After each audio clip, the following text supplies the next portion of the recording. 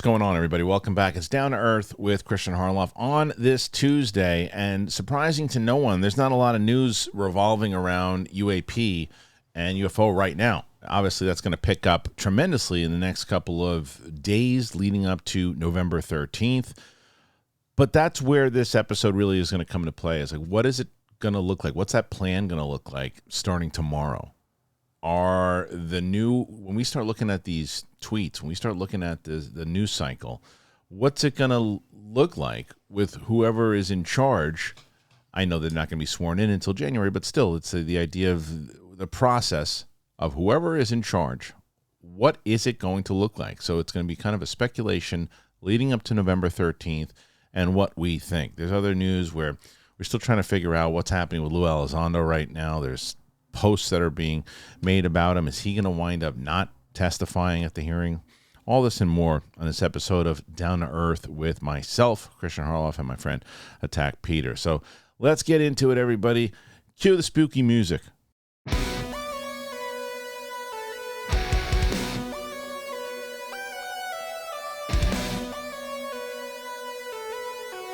right. Thanks to everybody for being here today. Make sure you check us out on Spotify and Apple Podcasts and everywhere podcasts are found. You can subscribe to this channel. That would help. Crossing 36,000 already. Try and hit 40 by the end of the year. I think it's possible, but you got to hit that button in order to make it possible. Joining me is Attack Peter. What's up, buddy? How are you? Hey, how are you?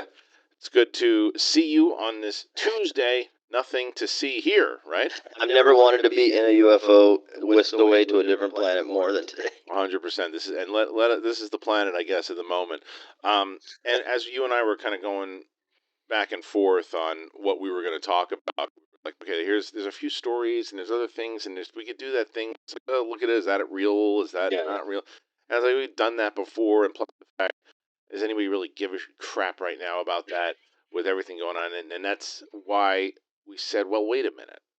It really does make it more relevant if we have the discussion of what's tomorrow going to look like, not in general, because everybody's having that conversation. What's tomorrow going to look like with the discussion between UFO disclosure, right? We've got November 13th, which is right around the corner.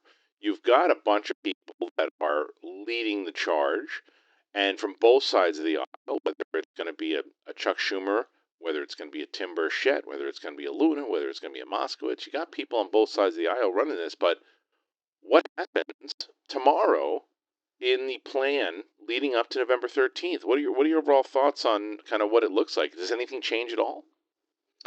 Man, I really feel like you said that everybody's kind of holding their breath for that hearing. And that's the threshold. I think that the hearing will tell us the thrust of whatever the next administration is going to champion or not. But I really feel like whether you think that hearing is legit, whether you think it's an opportunity to shut it down, that is telling us that's setting the table for the next 4 years, I think. Yeah, it's that hearing is going to be. I mean, I don't know if you saw the video I did yesterday. And there was a Reddit post that came out, and it was essentially saying the same thing that you and I were talking about the last couple episodes, right? And that most people have been saying, and that's being on everybody on the same page that this has to be a groundbreaking, firsthand witness acknowledgement of this program. Holy crap! Everybody is paying attention to this now hearing, or it's a bust, and that's what this Reddit thread was talking about, and it's getting posted more and more and more, and the powers that be are seeing this also. So I'm just so curious. And I can't remember, I think you said it, and I'm still skeptical about it. But are you convinced that whoever the president is, or I guess president-elect, come tomorrow or the next day, do you think that they're going to be the disclosure president? Only if something happens outside of federal government disclosure. In other words, I never hold any hope that a sitting president, is going to push any agenda forward like this, like a people's agenda. Right. Does happen to be in the seat when it all goes down. They have to be in the seat, and they have to wait to see. Like, for example, my buddy and I were talking last night about how this is the first time that we can think that both candidates seem to have a very nonchalant attitude about marijuana legalization. Like, they both seem to be cool with that, right? Like, it should be legalized or decriminalized or whatever. There's no one really fighting that anymore. But of course not, because the states have voted. For the most part, you can get marijuana in most states, whether medically. It's not beneficial to them to argue against it. Right, but exactly, and it's too late. Like, the tide has shifted. Right. And before that, it was civil unions, gay marriage. Right. I'm old enough to remember both, Hillary and Obama being against gay marriage until they weren't. And so I think what happens is that if something is happening outside that pushes the needle a certain way, then the president, whoever the president is, will go with that and will figure out the popular take there, or they'll be used in the way that they need to be used, like whether it's a calming presence, whether the agenda is to get people ratcheted up for potential war with an outside force. But they're not going to initiate. They'll be riding in the back seat if the people push the issue forward. Sure, I don't disagree with that, and I think that if there's enough people who are asking for it, and it's all about public the public wants this. Oh, this can help me with people who can add more money to my account. Is it for people who can help me stay in office longer? That's what it ultimately is all about. It's not to say that the person doesn't believe in the issue. No. They very well might. But it's like, does it benefit? And that's why you don't hear about it at all right now. Like, they never came up in a debate. It never comes up in one of the many different rallies that either one of them are doing. You never hear about it at all, because all the crazy crap that has been said between both the candidates at this point, the back and forth and going after each other like a frickin' boxing match. Not once in all the stuff that's said did they, not one of them bring up the UFO stuff in. Well, I guess when it was on, I guess Trump was on Rogan and he asked him about it. But he's on Rogan. He's been on other podcasts where they're kind of asking him in a cheeky way, and he kind of does a good job of not dismissing it, but also kind of saying not making a big deal out of it, which I think is really interesting. Back to what I was saying to some degree, the idea in my head is that agendas are laid forth. Like, we're voting for agendas of groups of people, and then the person who gets in office is going to execute on those agendas, essentially. And to the extent that they're needed to, whether it's a bully pulpit, right, whatever. But the agendas are set in place, and there's often a lot of overlap. And so I think this is a situation where the hearing will set the tone, and the feedback of the people will dictate how much pressure there is on any administration to address it. Because if it's a snooze fest, if it's more of the same, which I think that's the enemy play, right? I think that's the opposing play, is to make sure that this is not scandalous or a big news moment one way or the other, just to make it a snooze fest. Well, it's the Lukatsky aspect of it, right? Where he said, what can they do? If you're signing an NDA, what can they do? There's no win here. That's why I'm not testifying. That's why this guy next to me is not testifying. You're not protecting us enough. So the thing that I had brought up yesterday, and I wonder how you feel about this, is because I don't think we really discussed it last week, and I know we kind of touched on it, but we're both pretty convinced that you would assume the Mike Turners of the world and those people who've been trying to supposedly put the squash on this hearing, you would assume that they don't know who the whistleblower is. The some of them, and especially from the Immaculate Constellation witness, you would assume that they don't know who it is. And I was wondering about this. Let's say that they don't know who it is, and that person is still walking around the hallways like, oh yeah, someone ratted it out. That's crazy. I don't know who it was. And they're like, we got to find out who it is. We got to find out. And it's like, go to work, do your thing, don't say nothing. And then the day of, walk in there like, that's the guy. We're screwed. Or is it, we know exactly who it is, and we can't get to them because they're, and I'm not talking about nefarious type of thing, but even, hey, you shouldn't do this. You're breaking your NDA. Don't do it. Any of that. Where do you think that stands, if that is indeed the case, where the rumors are true that this person is going to testify? Do you think that any of the other side, if you will, knows who it is? I'm of two minds about it. If I'm just thinking in the what you see is what you get mentality, Yeah. then I would assume that they'll if it's important enough, they're trying to figure it out, right? But my true cynical brain is saying, dude, all information is monitored. Everything has backdoors built into it, software, hardware, technology. More than likely, whoever this is known. It's like, I always try to, again, I do this because I know it resonates with you and the audience. Like, I always think about how it works in the entertainment industry. Yeah. How, like, there are things that leak, and then the leaks are, talked about on certain channels and not others, whether they're true or not. And then other channels will pretend, wow, this is a surprise. I did not know that this person was cast as so and so. Right. Right? Because it behooves them to not know, because if they knew it and didn't say it, then they lose the trust of their viewers, right? So to me, it's a situation where, like, everybody probably knows something that's going on, and it's more about the prudence in making a move. Like, is it better strategically to make a move to silence the person, or strategically have they decided it's better that this person talks because they're not very compelling, and we have a response to this thing? You know what I mean? Like, Yeah. I think it comes back to not letting the opposing side know your intentions, and even if you know, you pretend you don't. Yeah. That's true. It turns like this chess game, right? Like, what would you do? Like, I always think about, like, what would you do? If you were in that situation, like, would you reveal that you know everything, or would you want to surprise that you knew everything? If I'm on which side? If I'm on the side that's trying to shut it down. I want to try to shut it down if I know who it is talking. Yeah. I mean, I'm probably gonna if I'm, let's say I think that you and I both feel this way, but yeah, we're not saying it's a definite. But let's say Mike Turner is essentially a stooge for Lockheed Martin and all those things, which we pretty much think it's true. Yes. But it's not. It's never been. It's not proven. I think somebody could go in the comments could go and figure this out if you do a little digging with campaign donations. But go ahead. 100%. But so let's say that is indeed the case, and I'm Mike Turner, and I go, I know who it is. I know I'm going to Lockheed Martin and telling them, because it's like, hey, we got to put the resources on this because he's a stooge, and that's his job. Otherwise, he's not being a good stooge.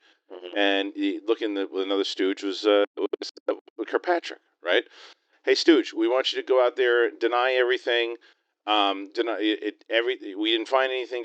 Don't LinkedIn posts, do this, do that. Discredit Grush. Do what you got to do. Say this, say that. Lie. Skinwalker Ranch? No, never happened. Oh, they have a picture of us. Don't say anything. Okay, good job, Stooge. Stooge, listen, now what we want you to do is, if someone does ask you about a program, say sure.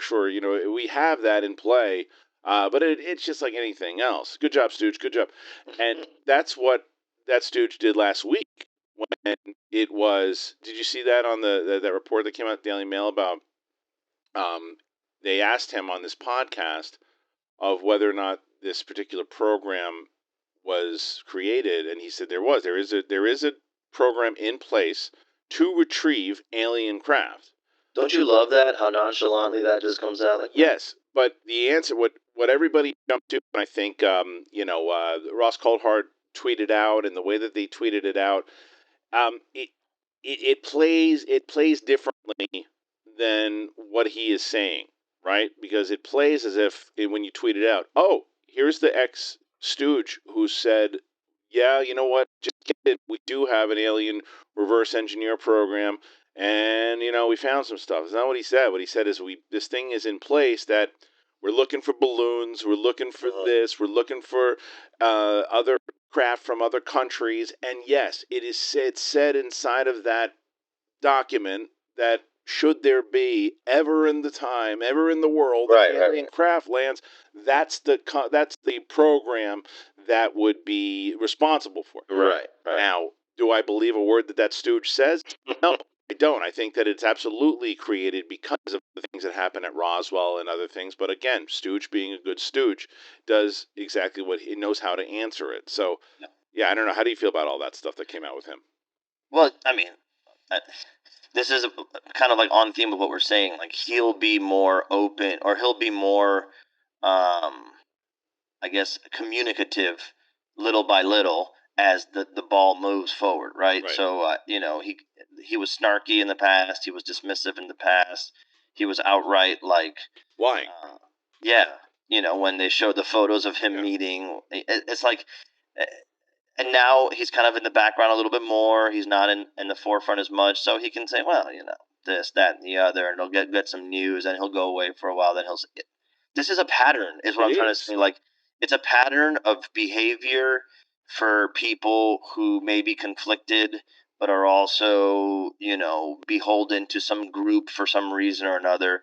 They'll toe the line until they don't have to, but when they don't have to, if they break their silence, it'll be very piecemeal breadcrumbs until the the populace is made aware by another source, and then they're like, well, yeah, of course, that kind of energy. Watch, that's the pattern for everyone. Watch. We're going to jump more into that pattern in just a second here. And one of the ways, I want to thank all of you guys for being so supportive of the show in general and what we've been doing over here. And I always get the greatest comments. And we saw new members have been joining all the time here. So thank you for that. You get exclusive videos. But also want to tell a great way to support the show is by getting one of our great sponsors. And Mint Mobile. You've heard, everyone's heard about Mint Mobile at this point. Well, I'll tell you a little bit more about Mint Mobile and how you can get them, help out the show right now. With big wireless providers, what you see is never what you get. Somewhere between the store and your first month's bill, the price you thought you were paying magically skyrockets. With Mint Mobile, you'll never have to worry about gotchas ever again. When Mint Mobile says $15 a month when you purchase a 3-month plan, they mean it. So I had been using the regular providers for a bit, and I'm not going to lie, you hear about Mint Mobile all the time. I was like, how true is this? True. Very true. It is straight up. They tell you the truth with how this thing works. You got to say bye-bye to your overpriced wireless plans, jaw-dropping monthly bills, and unexpected overages. Mint Mobile is here to rescue you with premium wireless plans starting at $15 a month. You use your own phone with any Mint Mobile plan and bring your phone number along with all your existing contacts. To get this new customer offer and your new 3-month premium wireless plan, just $15 a month, you got to go to mintmobile.com/DTE. That's mintmobile.com/DTE. Cut your wireless bill to $15 a month at mintmobile.com/DTE. $45 upfront payment required, equivalent to $15 a month. New customers on first 3-month plan only. Speed slower, above 40 gigabytes on unlimited plan. Additional taxes, fees, and restrictions apply. See Mint Mobile for details. All right, thank you to our friends over at Mint Mobile. You can find the link in the description. You can sign up today. $15 a month, man. Go do it. It's worth it. Peter, before we went to that break, you were talking about, we were talking about Kirkpatrick and the way that things kind of changed, the way that it's been done. It's granted, it has been done this way, right? But it's in the same kind of fantasy scenario that we painted before of whether or not they know who the whistleblower is or they don't. I still have this idea, and we've been saying even when Riley was on the show a little bit more, and we used to talk about that imaginary meeting between the people who've been doing this forever going, yeah, just do what we always do. They said it was a balloon. I always say it was a balloon. Yeah, they're not talking about it anymore. The newspapers, they said it was a balloon. Yeah, we're good. Okay, well, that guy saw something. Yeah, but say he didn't see something and it was something else put in the newspaper. Is it in the newspaper? Nobody's paying attention anymore. The press conference, have the governor come out with the alien suit guy and make a joke of it. He did that on TV. Okay, nobody's talking about it anymore. Great. They tried doing that again this year. They tried doing that with, have Stooge go out and say that they've never found anything before. And Stooge goes out and he does it, and he says, no, we didn't do anything. We never found anything. And then he tweets some stuff out, and then they go, oh, you know what we do? Let's bring every reporter that we like. What about Ross Coulthart? No. Jeremy Corbell and Knapp? No, don't invite them. Invite people who don't really pay attention to this. Bring them. Tell them, here's the official stance on Arrow, and then it'll go away. Well, they didn't take in consideration social media still. Right. And they didn't take in consideration the various shows and various people who cover this on the daily outside of the mainstream media and the big podcasts, whether it's, Rogan and other stuff too. Like, it's not going away the way that it used to. And I wonder if one of the reasons where they tell Stooge to go on and he does his thing and then they're like, we might get to a point where you're going to go, well, this was there. We weren't able to be privy to tell you this information at that time, like you were talking about. But do you think that that's kind of the lead up of they miscalculated how strong social media really is?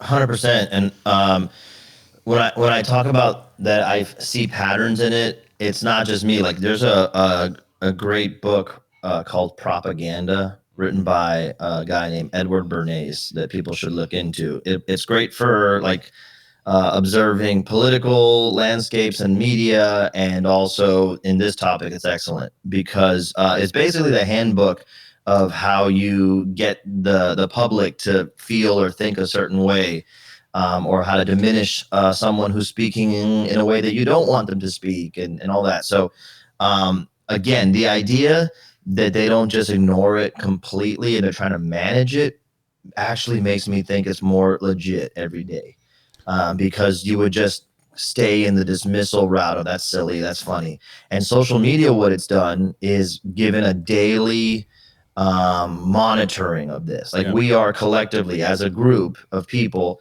monitoring something. No one's really letting taking their eyes off it, and there's a record of everything, Right. Which is interesting because then you can catch people flipping and flopping and going back and being contradictory, and you can start to see through it all. So yeah, that's great, but it's also why I think that there's this process of like, okay, this is the stooge from last season, we got to get rid of him. We already New stooge. Have I told you the metaphor, the analogy of the bird cage that I heard one time about the bird? So this is, I don't know if you've heard this, but this is interesting to think about. And people usually use it to describe presidencies, funny enough. But essentially, imagine having a pet bird in a cage. And, when I was a kid and my grandmother had a bird, there was a newspaper at the bottom to catch all the droppings, right? And then every day you would take the old dirty newspaper out and put in a clean one. But imagine, having that cage being littered and then getting upset at the newspaper for being filthy. And I'd be like, gross, this filthy newspaper. And then go, okay, now we got a fresh start. No problems are coming. This is a new clean paper. Oh my God, it's filthy again. And never looking at the bird. Right. I feel like the stooges are the newspaper, and everyone looks at the newspaper, and that gives you the opportunity to pull it, replace it, start fresh, and use the plan all over again. Yeah, but I think that's how it used to be. That's how it used to be. That's what I'm saying. That because of social media, people see the technique, and now it's harder to pull one up. It is, and it's like, but it's one of these things that it's almost like going back to what you're talking about with entertainment. It's like casting, right? Yeah. It's a great analogy. Like if you're going to cast someone that you want the public to trust, Weaselton from Frozen is who you choose. I mean, that guy, the second he opens, you're like, he's lying. What did he say? He said he ate pizza 5 minutes ago. He's got hot sauce on his mouth. He didn't eat pizza. He's lying. He's just not trustworthy. It's cast somebody that you're like, I don't think that guy's lying. That guy, he was gone quick. I think that's to your point. Well, but I'm right. It's like bad casting. It's like that's what they're trying to do, and that's why this. By the way, and I think that even showing you how much more so how loud I think that the social media stuff has gotten is that hearing that was going down with Gillibrand, forgotten in the wind. Where is that? Not happening, right? Because some people are like, no, because everybody knew what that was. Everybody knew what that was. Hey, this is the new stooge. But we like this guy. That's what it's going to be. That's the next arrowhead is going to be better casting. It's going to be, okay, I believe that seems like a good person, and I believe they have our best interests at hand. And then it's like, what are they going to do? They're working for the same people that the other stooge was working for. So Arrow is Blue Book all over again. You can't. Yeah, it's over. Like that. Like in terms of people caring about that, it's over. No. I remember when he came in, Kirkpatrick came in. People were like, "Hey, there's this guy's supposed to be good," and then we got rid of him, and now they're saying again, "Hey, this new guy seems to be pretty good." You know what, dude? You know what Arrow is? What? Movie Pass. Oh, nice. Exactly. That's a great idea. You can see all those movies for free. That's great. Yeah, exactly. And it's like, it's Movie Pass, and it's a complete. Oh wait, They were corrupt as hell. Yeah. If it's just, you know what it comes down to, man, is like, who has the time in a real world, like, you know, I think of my parents, I think about, you know, certain friends I have who have like 9 to 5 jobs, and some people work multiple jobs, or my mom growing, like when I was a kid, you think she has time to dissect some of this stuff and really get into the nitty gritty? You can pull fast ones on the majority of people just because they're not really keyed in. That's why shows like yours are important, like Patrick's are important, because it's a daily monitoring of the thing, and people can tune in and tune out and get some nuance, but there's no nuance to any of this stuff. It's just like, this is the one that makes me feel better about ignoring the topic, you know? Right. So I wonder who, you know, the mystery people who've been kind of pulling the strings for the last 78 years. It's too much hype. But I wonder who they want to win today. You know what's funny? I was just thinking that perhaps there's a candidate that all of UAP, Twitter, or X, or whatever would fall behind, but it seems pretty split 50-50. That's the people who are following it. I'm talking to the people trying to keep it quiet. Oh, right. Because look at like who's Mike Turner want to win? You know what I mean? Like, of course he's going to say Trump because he's a Republican, but is that the case? You know, I just looked up on. By the way, the website was opensecrets.com. I was trying to remember when I was talking about, so you can see who donates to who. Yeah. So anybody can go on there and you can look up any, you know, elected official and see who donates to their campaigns.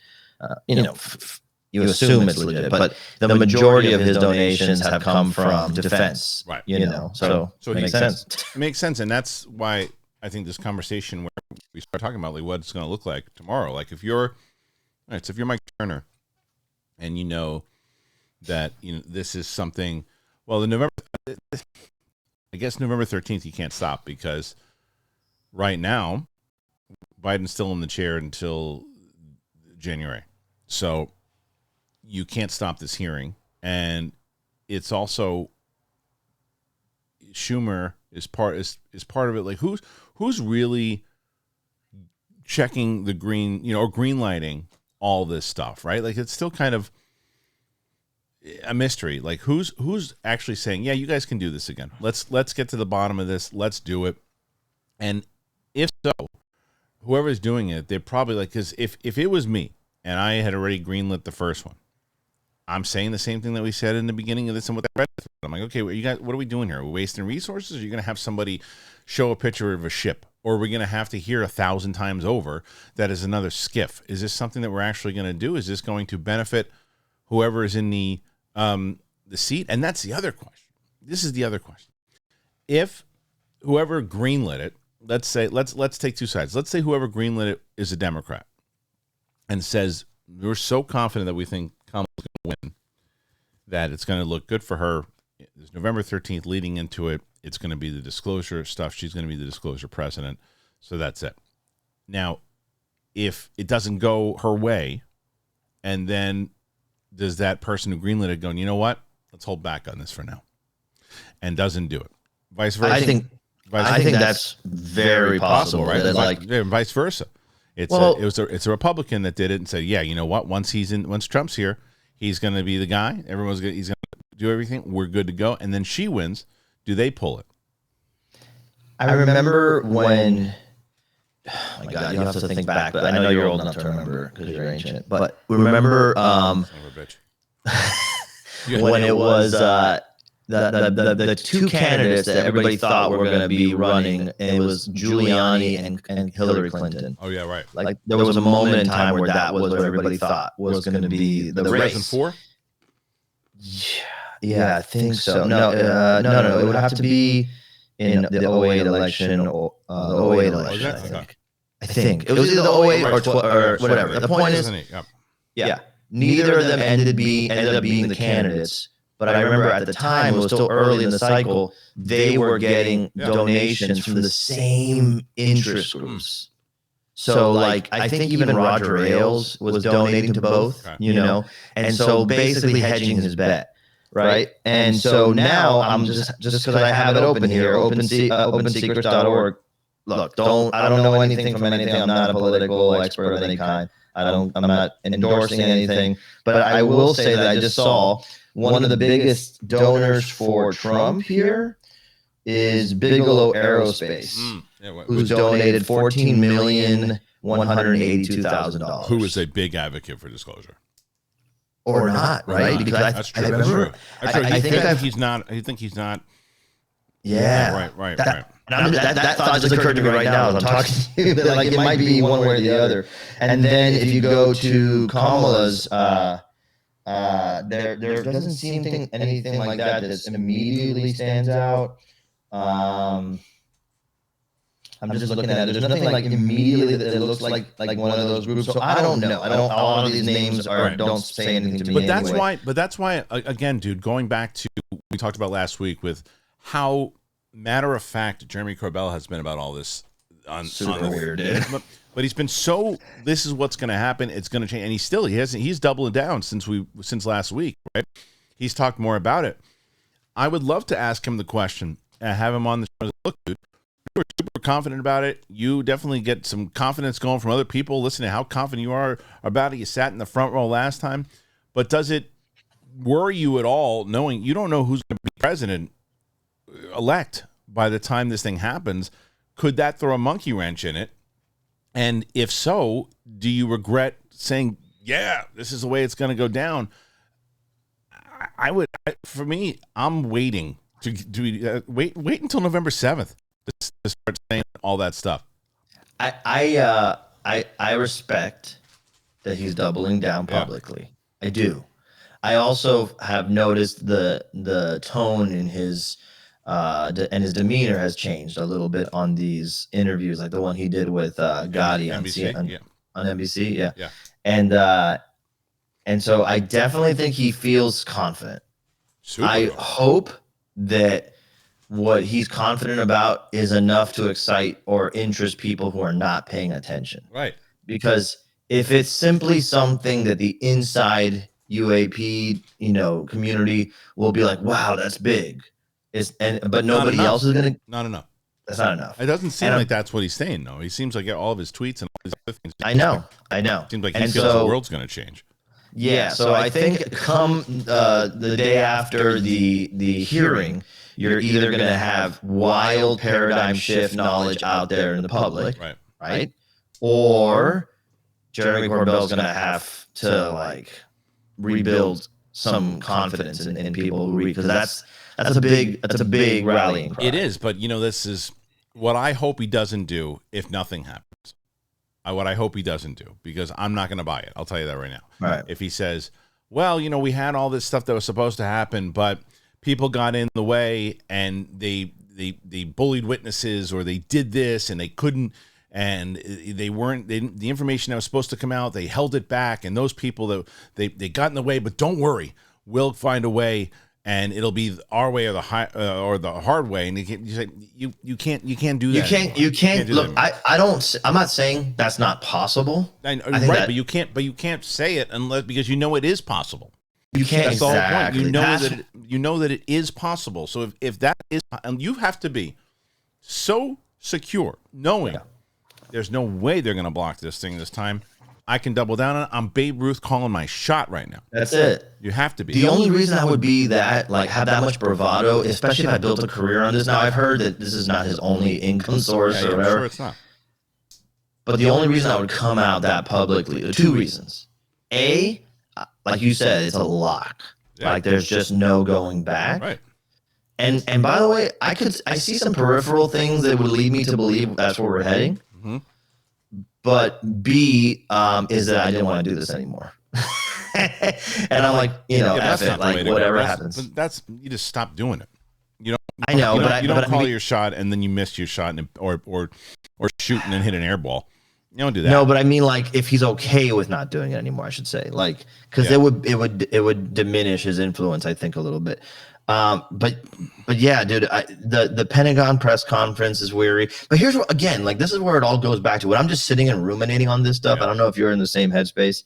It's disclosure for me is not even really enough, because I still have a skeptical frame of mind around this stuff, which is that you could use disclosure to rally people to support more militarization. Yes.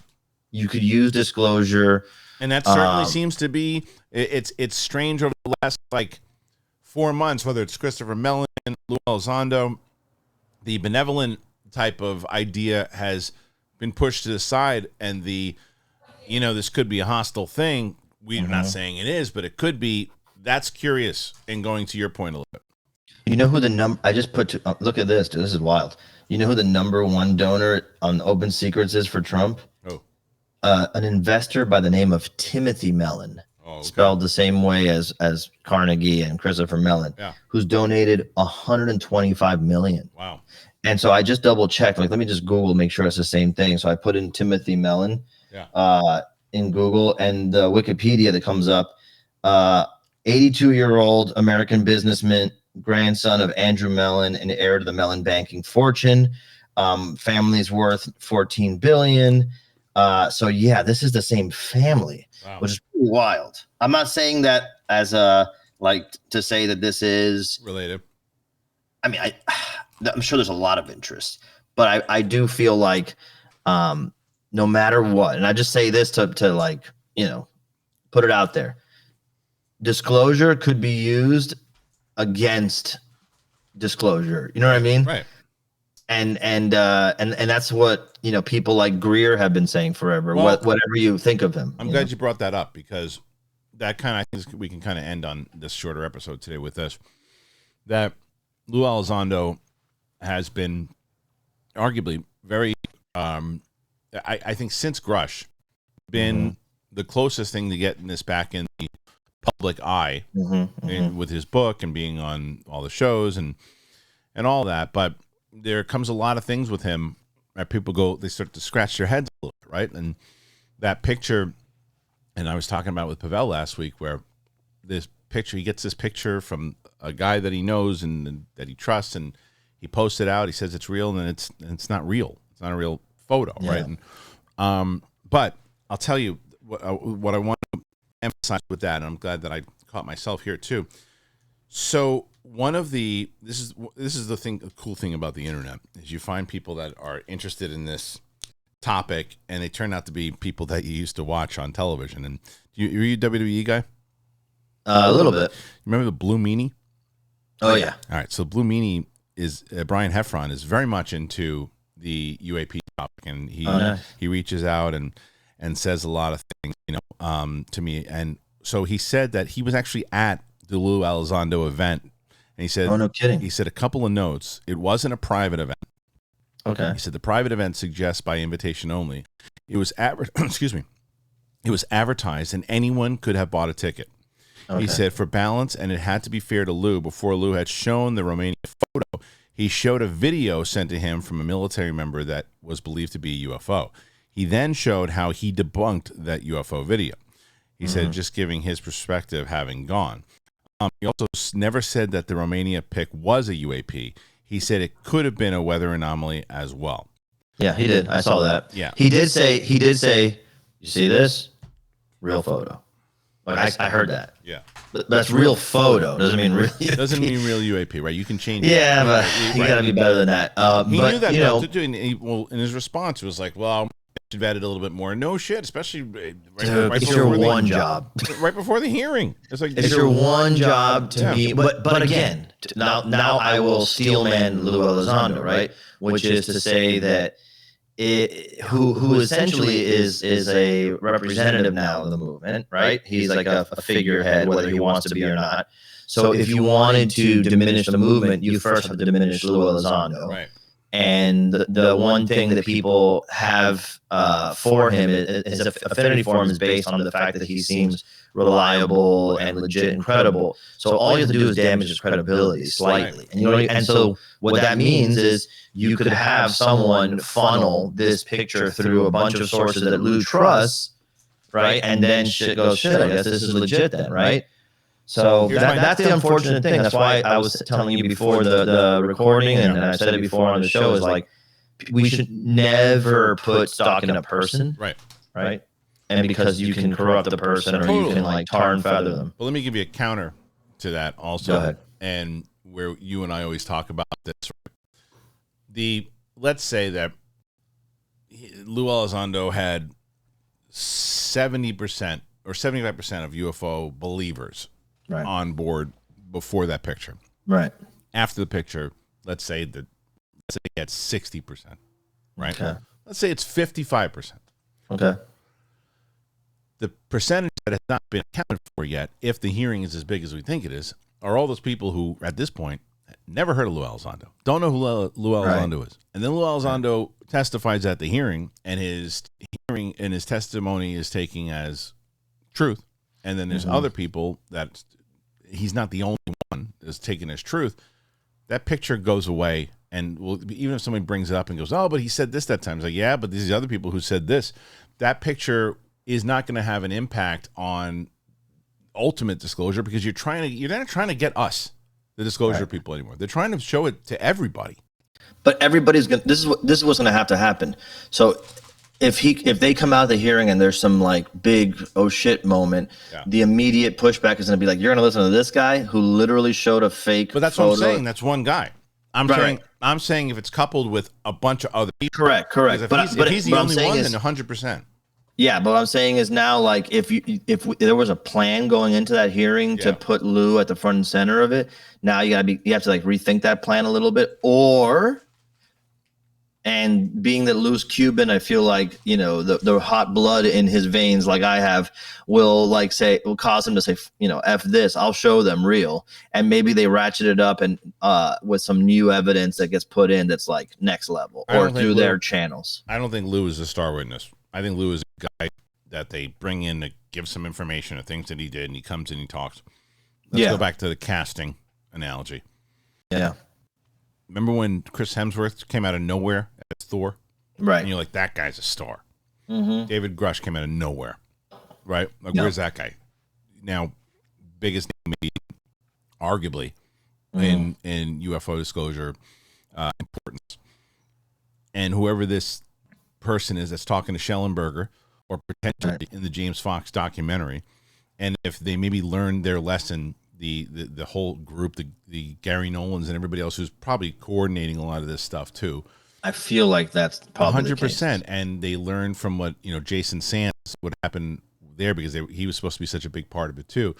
They are now very coordinated in how they're doing things, and that's why we're not going to hear anything about this person until November 13th. I hope that's the case, man, because that's the play, that's the strategy I would employ. Has to be. Yeah, because I would just leave the speculation up to the YouTubers. Like, we'll talk about stuff every day and keep it going, but keep your cards close to your vest, man, because everything is corruptible. There's going to be spies everywhere. There's going to be moles everywhere. So you got to keep things close to the vest, careful who you trust to make sure you get over the finish line. And then after that point, you can be more open about things. But it's a full-pronged approach, right? We're about to have James Fox documentary. I think Schellenberger is one of the best journalists out there. Like, I really do. And that's before UAP. Yeah. Like, I just thought he was excellent. And then the hearing, that's a three-pronged approach. So something better move forward next week. Well, we're going to find out, because it's right around the corner. What will it look like tomorrow for the plan? Will anything change leading up to the 13th? And if it doesn't, what will the 13th ultimately look like? So we prep for it, we wonder, and that's it. It's Down to Earth with myself and Peter. Peter, where can they find you? Hey, I'm at Attack Peter anywhere online. I'm an artist, and I produce a lot of cool stuff. I'll be in Vegas next week at DesignerCon, which is kind of crazy. We were talking about doing like a watch of the stream, and I'm like probably going to be flying that day. But it's kind of crazy that I'm going to Vegas, because it's like right. It's like that would be. I'm telling you, you got to text me immediately if it actually goes down. Oh my God. Yeah, and I want to know. I'm actually feel like we should show our text exchange through 100%. Like, it should be like, all right, here we go. What's that information? And then by the end of it, overall thoughts. What a wet fart, Exactly. Yeah. Like, or it's gonna be like, no. It was wow. Are you seeing this? Are you hearing this? They're talking about it in the casino. It's either wet fart, or I will find a way to get on YouTube with you and go live and do something. There's just no middle ground. Depending on what time it actually starts, and I don't know if we've had that information yet, I will most likely take the day, and I'm gonna probably take the rest of my the other channels that I run and probably take them off and pre-tape or whatever, and just cover that for the day and do a live stream here for it. Do you know how to? Can I can call in, right? Like, and we can do a phone thing. Yeah, you can if always you're do live. like a speaker phone thing. Yeah, figure that out. For sure. I'm gonna see if I can get a Wi-Fi hotspot to go wherever I go, just in case. Right. Although it's Vegas, I figure everything. But yeah, we gotta be a high alert that day. If something real big happens that you're walking around the casino or you're walking around, people actually, regular citizens are talking about it. So weird. Then I'd be like, put that person on the phone. Exactly. I was like, put that person right there on the phone next to you right now. And It's the security guard at Caesar's Palace dressed up. Whoever it is. Now, this is, again, a fantasy scenario that will 99% not happen, where it does seem like they are playing. Who are they playing to is the question. And will, and it's the other thing, this is something we really cover. If there's big, huge news, and there is indeed confirmation of this program and a whistleblower who says that they worked on the program and all that, and the mainstream media doesn't cover it as the number one story, and the mainstream media doesn't have it, something really, really stinks, and B, it will not have an impact. I know the people, I know how, and we just talked about how important social media is. It will not have an impact because look at all the coverage. And I know the argument could be this. Well, you look at like some of the podcasts, you put a person on a podcast and it gets millions upon millions of views, and these networks wish that they were going to do that. Does not take away from the fact that the certain population of the country, of the world, comes home, turns on their daily news on their televisions, and does not look through Twitter and all those other things. They just don't, or YouTube. They don't. The younger generation, sure. But you've got to reach them on both sides. And if they don't cover it, the mainstream media, then it's still not going to have that impact. Okay, right before we leave, last thing I'll say is, what is your prediction for best case scenario? Like a specific, you want to do a prediction, like a potential thing? My prediction coming out of the hearing is we'll get something solid that the federal government has an agency to, go after craft or whatever. Like, they'll say that, yes, we've been monitoring this for a long time, but best case scenario, we don't know what it is, type of thing. Like the way that they talked about it at the Pentagon. Well, the Stooge did it the other day. Right. Yeah, the same. That's probably what they're saying. Like, yes, we have a program that should that happen, but what they need is, well, I believe it's going to happen. Well, the thing that I'll put a 40% over 40-60. Okay. That the Schellenberger witness that he spoke to will reveal themselves and confirm that they worked on this program, what the program actually is, and that it actually has revealed captured craft itself. And that enough. If that alone is something that they can discuss. And I feel like if there is let's say Bigelow, someone like a Bigelow, who I forget where he is on disclosure. I forget where he is. But let's say there's someone. I'm pretty sure I remember him. I feel like going from yes to no. I feel like you're right, but let's paint another picture of someone that we haven't heard of, that has lots of money, that says, "Hey, I want this out there. I want this to happen." And let's say the whistleblower's name is John Franks, right? Mm-hmm. You tell Mr. Franks that I will take care of him. I will take care of his family. I will make sure that John Franks is taken care of. So he's going to have to understand that his government job is probably going to come to an end. He is going to have to understand all that. We will pay any legal fees of anything that the government comes after. We will pay anything with the best lawyers that possibly it can be. We will take care of his family. We will take care of him. We will take care of all of that. If they have that person for this one person, now, again, fantasy scenario, but that's what could really say, all right, then that gets past the Lukatsky thing of like, well, what are you going to do? How are you going to be protected?